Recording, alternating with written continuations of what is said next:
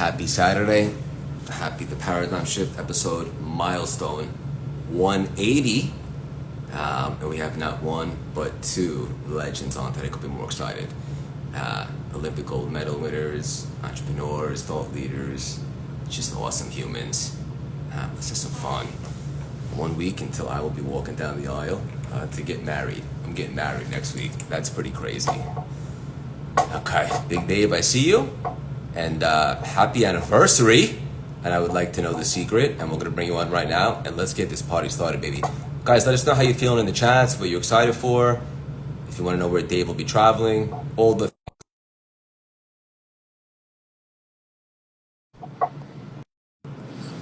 Okay, here we go.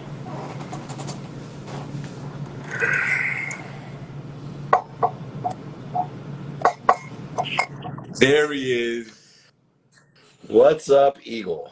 Happy anniversary, you sex kitten. Yeah, I was going to warm up for your wedding by having my anniversary today, 27 years, and then my wife's birthday on Monday. So we're off to the Waldorf to have a wonderful holiday together. Intermittently have Miles there with us in between the anniversary and the birthday. So we stayed close as he's in the midst of high school and football and friends and creating a great weighted balance of abundance in our lives. I did see you with my boy, the Einstein of Wall Street. You had your bar mitzvah suit on. You looked spectacular. Hopefully warming up as well for next weekend, which my wife and I are super excited about coming out and celebrating with you in Melville, New York. Hell yeah. Thank you for saying it was surreal a little bit to go back with the different consciousness. Get to that in a second. Julie's birthday is on the 2nd or the 3rd? Second. My father's is on the 3rd. You and my puppy have the same birthday. Yes. Out of alignment, no coincidences. They're all coinciding of our intentions and the attention that we pay for it. And, it's so interesting because as your brand is elevated and I've been blessed and so is mine, and we're about to take what we're doing to the next level as we are coordinating with one of the biggest brands in the world. And I'm very excited about my newest and latest venture that we'll be announcing. It's interesting because every step in advancement that we make, people fall away. And what I have found, because we've been doing this 180 episodes in a row. We haven't missed a week, and it's my anniversary, so you know that I had every excuse not to be here, and it's your wedding next weekend, and you have every excuse not to be here. But it's non-negotiable. And what's happening is the people that aren't prioritizing what they're doing with me are falling away. And it's ironic because there's a lot of people that they pretend to help people and they pretend like they're successful. And meanwhile, they're not, right? They're not. And so I have people all the time, that are making millions of dollars and they're like, oh, so-and-so's. Now a coach is different. A coach is someone that brings the best out of you. I'm okay with that. But there's false mentors out there, people that pretend to be in a situation that these other people want to be in, and they're not. They're not making any money. They don't have a community. They don't have a brand, and they're ripping people off. And it's funny because it's hard to determine that. And those type of people are all falling away, and people like you are getting closer, that are building a community, building a brand, are illuminating the truth of where they're at and helping people get to where they want to be. So I'm proud of you, man. I cannot wait to do the splits, a little break dancing at your wedding, turn this sucker out. You better have some funky music, white boy, because I'm ready to rock and roll at your wedding. Okay, good. I just got a download from that, so thank you. And thank you for what you said also. I received that. I love you. And, the more, I know you used to say, or you probably still do, the more that you know, the more that you realize you don't. And we're always trying to do the right thing, get better, improve, share, have the right consciousness. But really, I think me and you both, obviously you a little more, have barely even scratched the surface of tapping into our full potential. And it's very exciting. Now remember, wisdom is knowing nothing. Love, truth is knowing everything. And so a lot of people have a false facade of wisdom because they've learned lessons and have stories.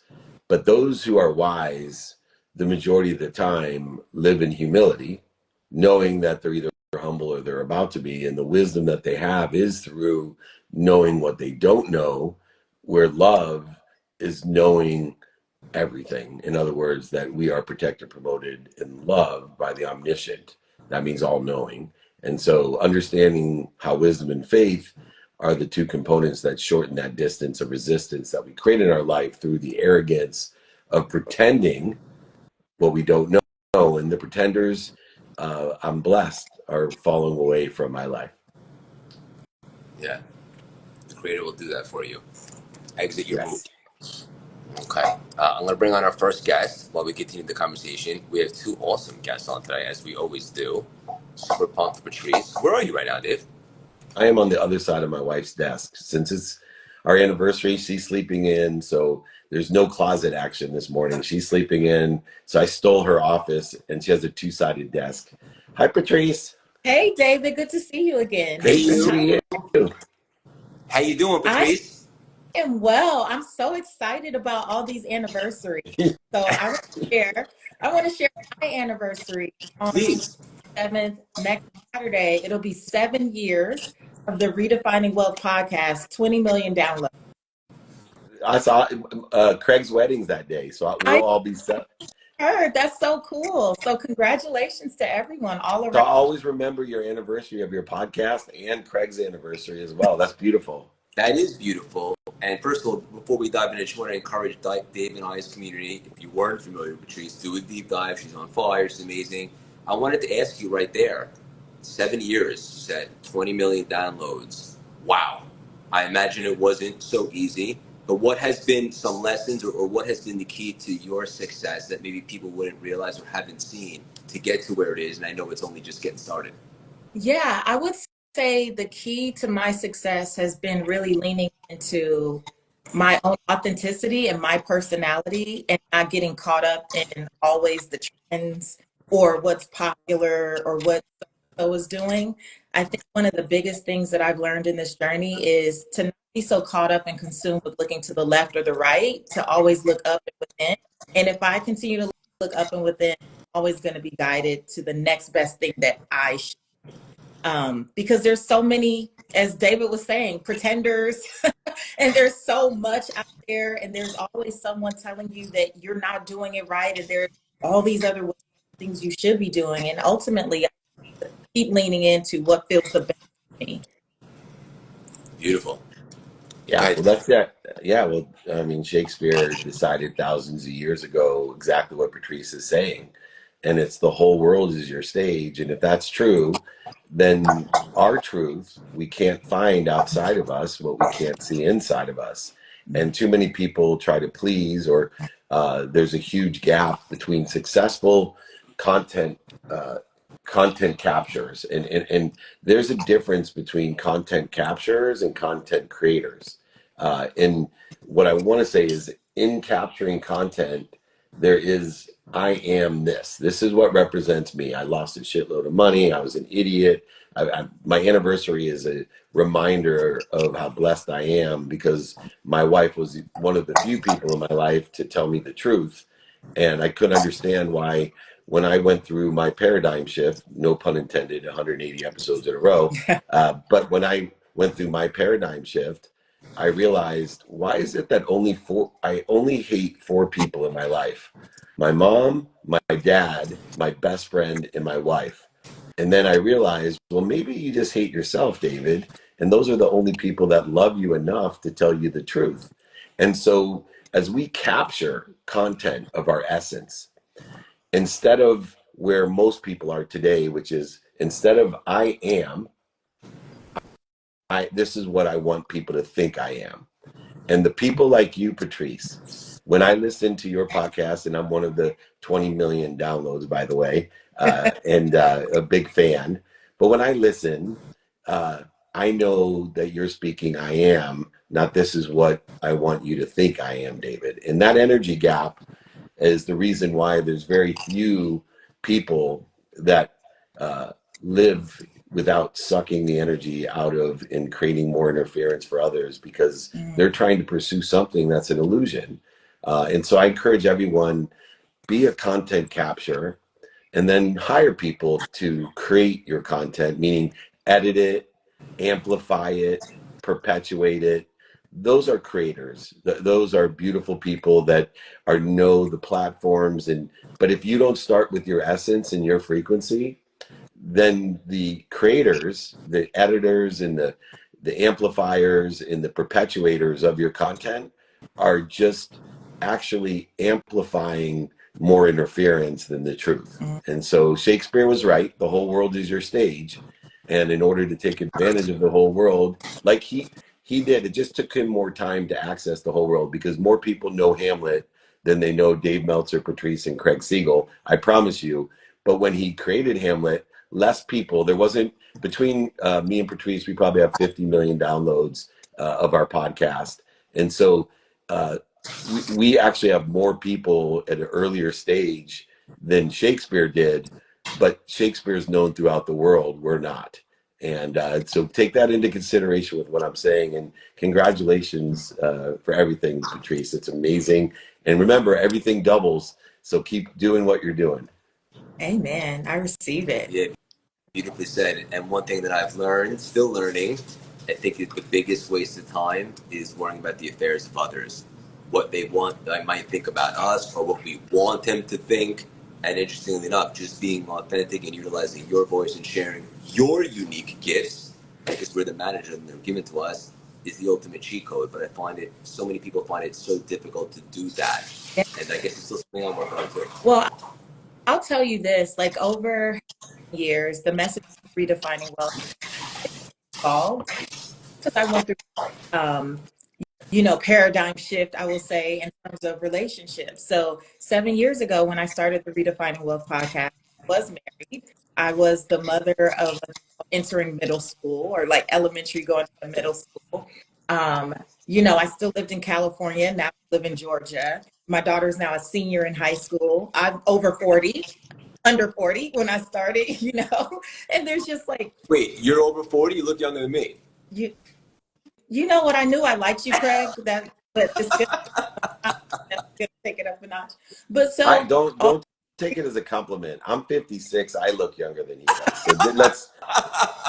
But you definitely look younger than 40. That's for sure. Thank you. But so all these things have shifted, and in the work that has come out of redefining wealth. So now coaching women and having programs and live events and all this stuff. What I realized for myself and for my community is that no one will truly redefine wealth, because in our community, we say it's more than money and material possessions. Wealth, the original 12th century definition, is the condition of well-being. That was the original definition that we don't talk about enough, right? And in my community, what I realized, and in my own life, is you are not going to redefine anything if you don't have an awakening. And if you don't have an awakening, meaning arise from slumber, get off autopilot, kind of like David, I know you were on my podcast and you shared the story about your wife having to have a real talk with you when you were being an idiot, and how that she still was when I'm an idiot. But if we don't have that moment or a series of moments that help us awaken, it is impossible to redefine anything for ourselves, because we don't realize yet that there's a real problem. We're still making it about everything else and everything else, as opposed to looking inward and again upward. And that has been such a big piece for us for the last few years, where we added this stage of awakening. So where do I need to be radically honest?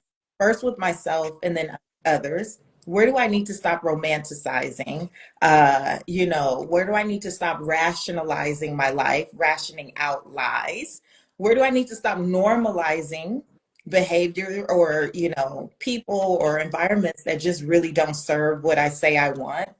And since we've added that over these, last few years, it has been such a game changer, I think, in helping people get off that, just that continuous loop of, look how fast, I don't know about you guys, but did 2024 fly by or what? I'm like, what the actual hell? I don't know if it's because I'm getting older, it's going faster. Yeah. It is. It's only 1/39th of your life. It's 1/56 of mine. So it's the perspective. Hey, Craig, just you should add Greg Louganis in here with us instead of making him wait. He's there just if I, you see him. I was So just trying to but find him. yeah, he has a different name. It's under Hedwig Potter 10. That's good to know. Yeah, he's Hedwig Potter 10. So, Patrice, I love that wealth is well-being and financial wealth is financial well-being. And a lot of people don't understand the difference between being rich and wealthy. And I've been both. I've been rich twice. I've only been wealthy once, which is now. And for me, financial wealth in financial well-being is that your assets create more income than your liabilities. And to me, to be in a financial state of well-being, because I was super rich, I had over $100 million and lost it all. That's not well-being. And I wasn't well mentally, physically, spiritually, or emotionally when I was your age, or the age that you look in my mid 30s. But more importantly, by the way, shout out to my wife once again. I know it's my anniversary. Uh, we had our last child, my baby boy. She was 42. So you Uh-huh. can imagine you have your baby graduating high school. We had our fourth baby and she was 42 and she still looks in her mid 30s. Wow. God bless her in her bad eyesight that she's still married to me and her patience. But I wish well-being on everyone. And if we can get very clear on the idea of well-being, and also there's a term that I love called well-becoming. And I always look at what I'm becoming as well as the being. And so I take into the circumstances today into a divine direction. And I'm mega prepared for divine detours. I'm the king of divine detours. Yeah. And I study divine time. And so in its divinity, in my higher self, in my well-being is also inherently the well-becoming. And I think that's also why your podcast is so successful, is it's not about just well-being, it's about well-becoming and what it takes mentally, spiritually, physically, emotionally, personally, experientially, giving and receiving wise, whatever it may be, in order to pursue our best self. So I Mm, just think that there's so much alignment, and the frequency is the neighborhood here. It's the anniversary edition for the next week, in the wedding edition. I can't believe Craig's actually going to be committed to doing it on his wedding, it showed me that this is important. And I told other people in my life, I said, look, I can't hang out with people that aren't going to prioritize what we're doing, because I got people that are willing on their wedding day to show up, and you're not showing up because who knows, your dog ate your homework or whatever else is more important, and I just don't want to be around it. yeah. And there's too many people like you two that are showing up and prioritizing your well-becoming, and it's awesome. You having trouble, Craigie Poo, Yeah. bringing on our Olympian? First of all, thank you. So Greg hopped on from a different account, and because I'm not following that account, I don't know if I could bring him on. I just tried. Let's see if it works this Yeah, time. you have to. While I He has to follow you, and you have to. I'm not sure you have to follow him, but he definitely has to follow you from this was, Hedwig. this was definitely inaudible because we expected his Yeah, audio. that's fine. Well, let me bring up, while you're doing logistics, let me bring up a question for Patrice. So you have how many children do you have? One or two? I have What? one daughter, 7. One daughter. So I always say, what do people do with bad kids? Because good kids are hard enough. And I also say, and I hope my kids are listening, there's nothing stupider than a teenager. And so no matter how good they are or smart they are, they're like the dumbest beings in the world. What have you found to be the best piece of advice to give to your 17-year-old? Is there a go-to, a saying, a mantra, or one thing to live by to empower your 17-year-old? Oh my gosh, we talk so much, and we always have. I've always been straight up with her. But before I get to that one piece of advice, let me say this. When she was in elementary school, and I would talk about how much I adored her, people would say, you're not going to like her as a teenager. And I used to say, actually, I respect if that was your experience, but I don't receive that. I just would say, I don't receive it. And even though she's 17 now, she is absolutely positively one of the people that I love the most, that I like the most. And not because she's a child. I just genuinely like her as a person. So I will say one of the biggest things that I told her throughout the years is to be herself and to never feel like she has to conform to fit in anyone for any reason. I've also taught her that people will be annoyed by your anointing, and that's not your business. So sometimes you will walk into an environment, and for no good reason, people will have a problem with it. It's the energy thing, it's whatever. Do not succumb to that. Like, take up space, own your space, and no, some people will be annoyed just because of who you are and how you show up. It's not your business to change to make them feel better. I love it. I Amen. always say 10%. I tell my kids 10% of the people will love you no matter what, and 10% or so of the people are going to hate you no matter what. It's a frequency. It's nothing to do with you, so it's none of your business either way, whether they love you or hate you because of your frequency. And always do your best, learn lessons, and have fun.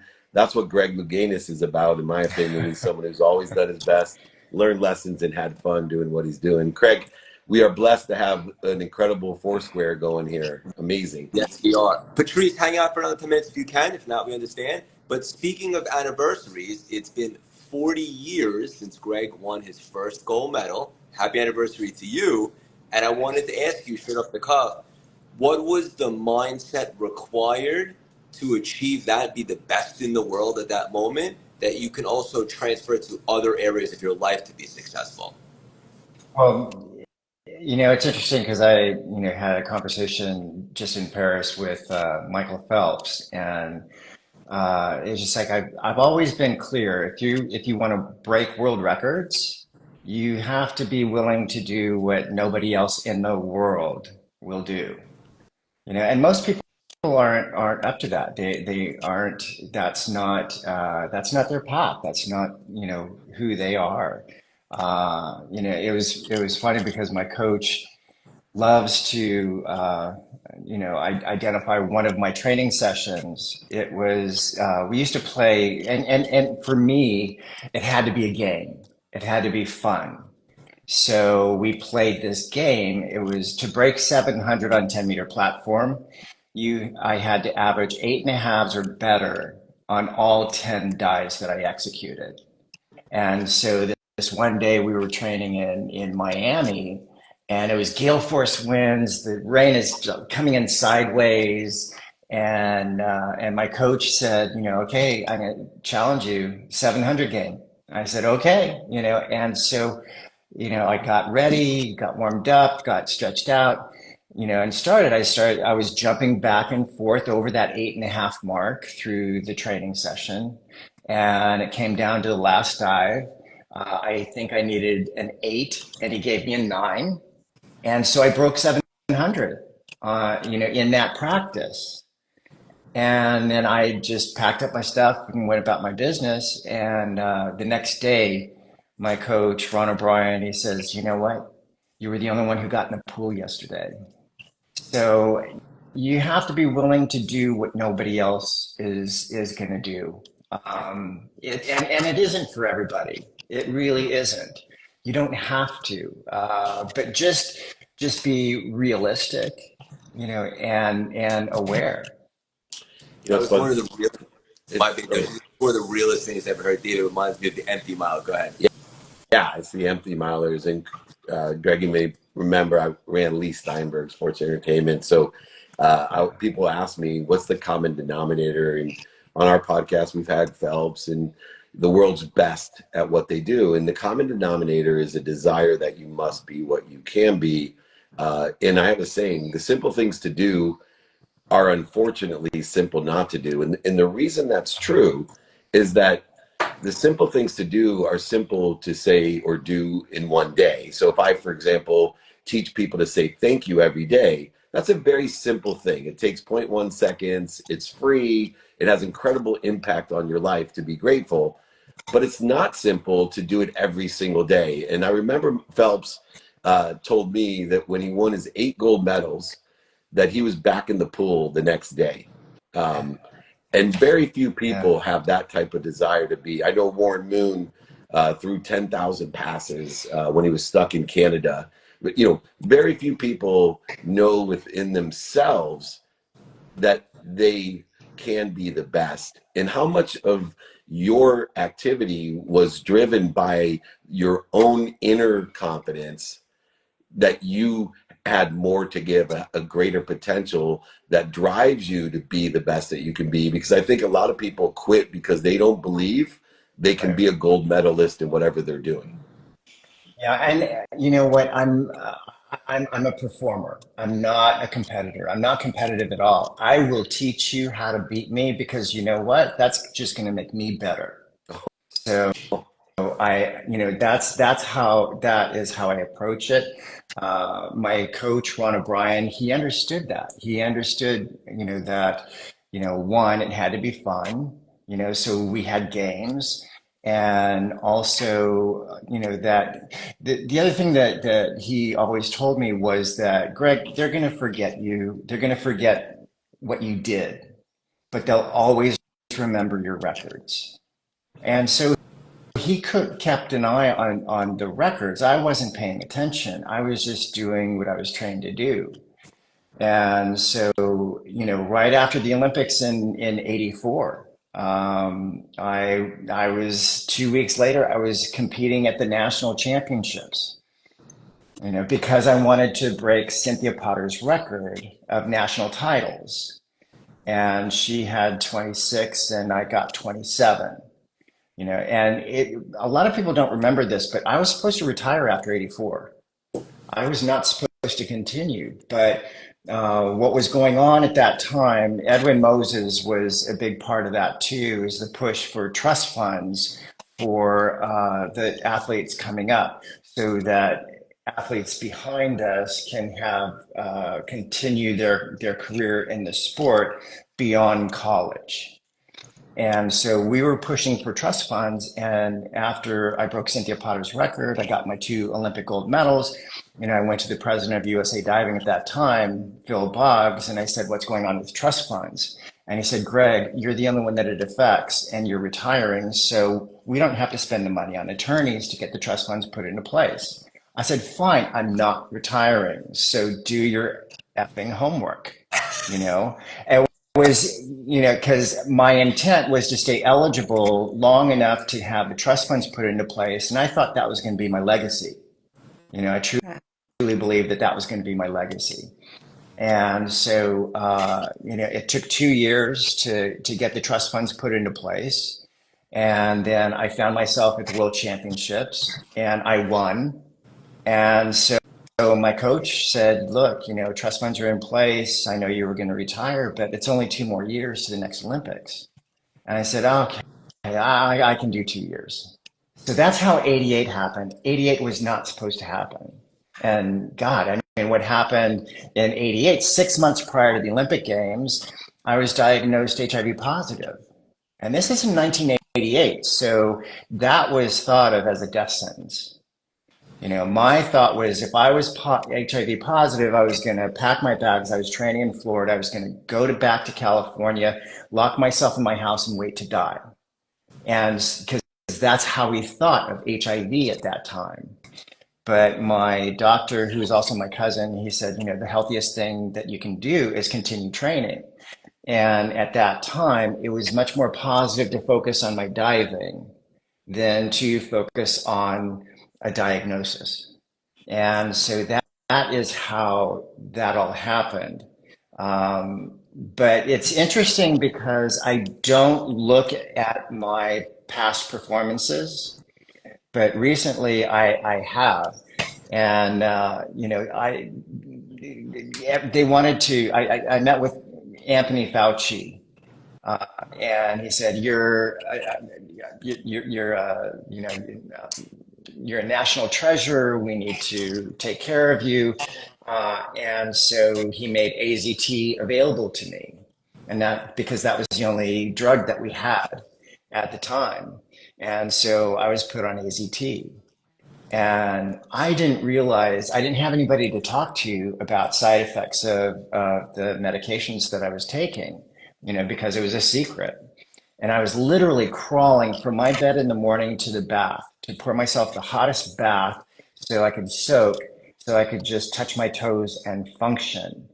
I thought I was overtraining because the Chinese had caught up to me, and I was just running for my life, basically. I didn't realize that it potentially could have been the side effects of the AZT. One of the side effects of the AZT is low testosterone. So my muscles were not being fueled. My muscles were eating themselves. So it was really quite devastating, to go through that process. And I've watched my performance in '88 versus just a year before in Pan American Games. I wasn't jumping as high, I wasn't spinning as fast, but I was still able to be successful. Wow.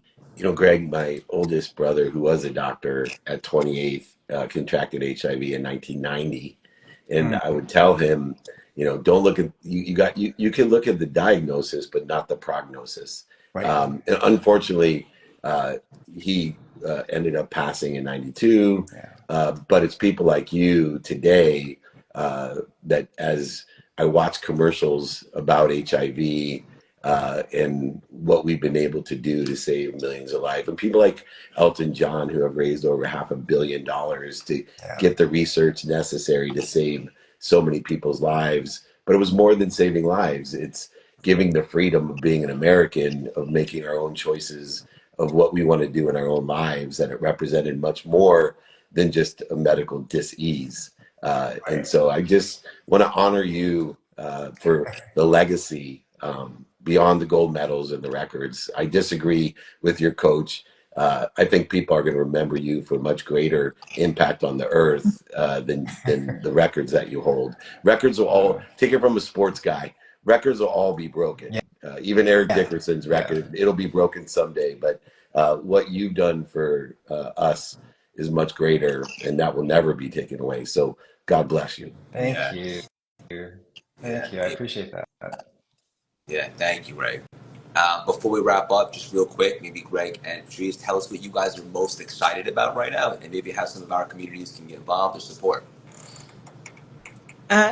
Well, I mean, first of all, can I just say, Greg, oh my God, I knew who you were before, but now I really love you. Like, thank you Uh, so much for sharing the story. I was taking copious notes. But so what I'm excited about now is that now these 20 million downloads and these listeners have been with me for 7 years on this journey, and we are starting to do live events. So we're doing our second annual Redefining Wealth Live in October here in Atlanta. I'm super excited to have purpose chasers from all over the world come to just really do the deep dive of the work. This is not one of those spaces where there's a million speakers and we're just selling things. This is like intimate training, hands-on. We are going through and creating scripts and the blueprint for people to just feel more like they live their lives authentically and truly redefine wealth for themselves. So redefinewealthlive.com is where you can get more information. And it's happening in 5 weeks. Excellent. Greg, what are you most pumped about, brother?